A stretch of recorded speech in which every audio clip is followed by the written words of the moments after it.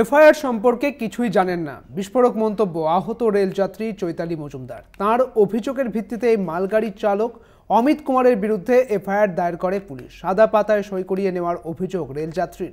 Rail পুলিশের FIR ঘিরে উঠেছে একাধিক প্রশ্ন।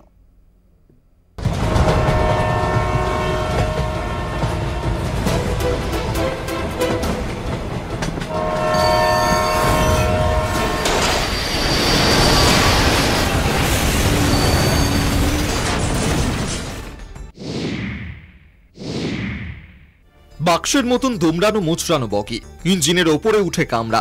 কিন্তু কার ভুলে কাঞ্চনজঙ্ঘা এক্সপ্রেসের এই মর্মান্তিক দুর্ঘটনা? কিভাবে একই লাইনে দুটি ট্রেন? তদন্ত শুরু করেছে রেলওয়ে সুরক্ষা কমিশনার। রেল পুলিশ থেকেও এফআইআর করা হয়েছে, আর এই এফআইআর ঘিরেই তোলপাড়। এফআইআরে একতরফাভাবে মালগাড়ির চালকের দিকে উঠেছে আঙুল। রাঙাপানিতে রেল দুর্ঘটনায় দায়ের হয়েছে অভিযোগ। কাঞ্চনজঙ্ঘা এক্সপ্রেসের এক মহিলা যাত্রীর অভিযোগের ভিত্তিতে এফআইআর দায়ের। কে এই মহিলা?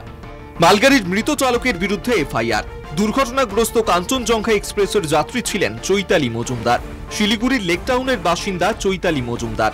কাঞ্চনজঙ্ঘা এক্সপ্রেসের S6 কোচে 13 নম্বর আসনে ছিলেন চৈতালি। চৈতালি মজুমদারের অভিযোগের ভিত্তিতে এফআইআর, দাবি রেল পুলিশের। চৈতালি মজুমদার অবশ্য এই এফআইআর এর দায় নিতে নারাজ, বরং রেল পুলিশের বিরুদ্ধেই তাঁর চাঞ্চল্যকর অভিযোগ।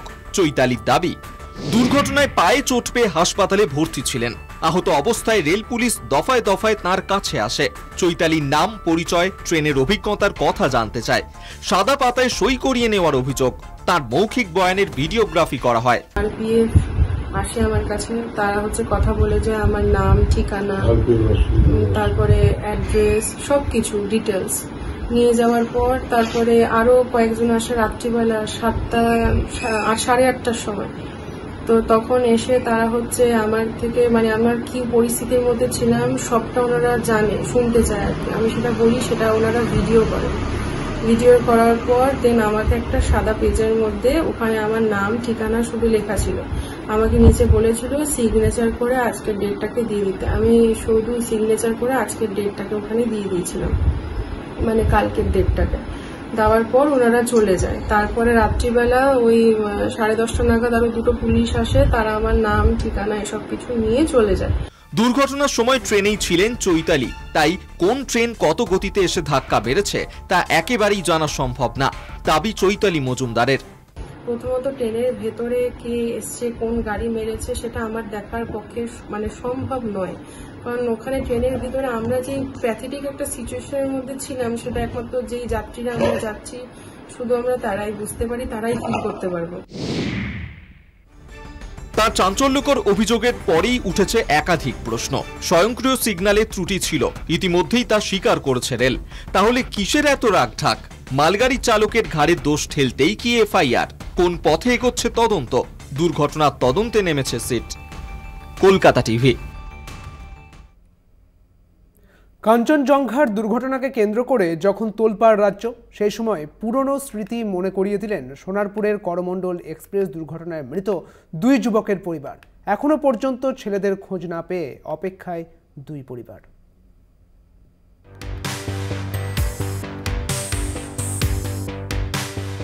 করমণ্ডল এক্সপ্রেস দুর্ঘটনার স্মৃতি এখনো দগদগে।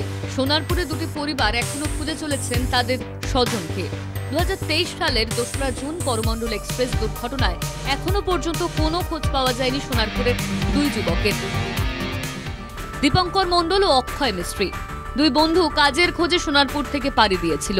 অক্ষয়ের বাড়ি সোনারপুরে, অন্যদিকে দীপঙ্কর সোনারপুরে মামা বাড়িতে থাকত। পাশাপাশি এলাকায় থাকার সুবাদে দুজনের মধ্যে বন্ধুত্ব তৈরি হয়। ট্রেনে ওঠার পর দুজনের সঙ্গেই তাদের পরিবারের শেষ কথা হয়েছিল। সন্ধ্যের দিকে দুর্ঘটনার খবর পেয়ে 2 পরিবারের লোকেরাই বারবার ফোন করলেও সেই ফোন কেউ রিসিভ করেনি। পরিবারের দাবি, পরের দিন সকাল পর্যন্ত ফোন রিং হয়। 2 পরিবারের লোকেরাই ঘটনার পরে রাতেই দৌড়ে গিয়েছিল ঘটনাস্থলে। বিভিন্ন জায়গায় খোঁজাখুঁজি করে তারা। খবরও পাচ্ছি না, কোনো খোঁজ, আমাদের অনেকবার খুঁজে এসেছি, কোনো খবরও পাচ্ছি না। ডেন্ট টেস্ট করতে দিয়ে আসলো, তাও কোনো খবর পাইনি, কিছুই পাচ্ছি না, কোনো রিপোর্টও দেয়নি। ডিএনএ টেস্টের স্যাম্পল দিয়ে আসা হয়েছে, রিপোর্টও পাইনি। ইভেন সরকার থেকে যে কোনো আর্থিক অবস্থা বলেছিল যে সাহায্য করবে, যেহেতু আমরা অনেক সাধারণ ঘর থেকে বিলং করি, তো আমাদের অত সামর্থ্য নেই যে ওখান থেকে গিয়ে আবার বারবার গিয়ে খোঁজা ভাইকে। চেন্নাই যাচ্ছিল কাজের জন্য, যেতে গিয়ে করমণ্ডল ট্রেন দুর্ঘটনায় ওই যে নিখোঁজ হয়ে গেছে, সেই থেকে এই পর্যন্ত তার দেহ আজও আমরা খবর করতে পারিনি।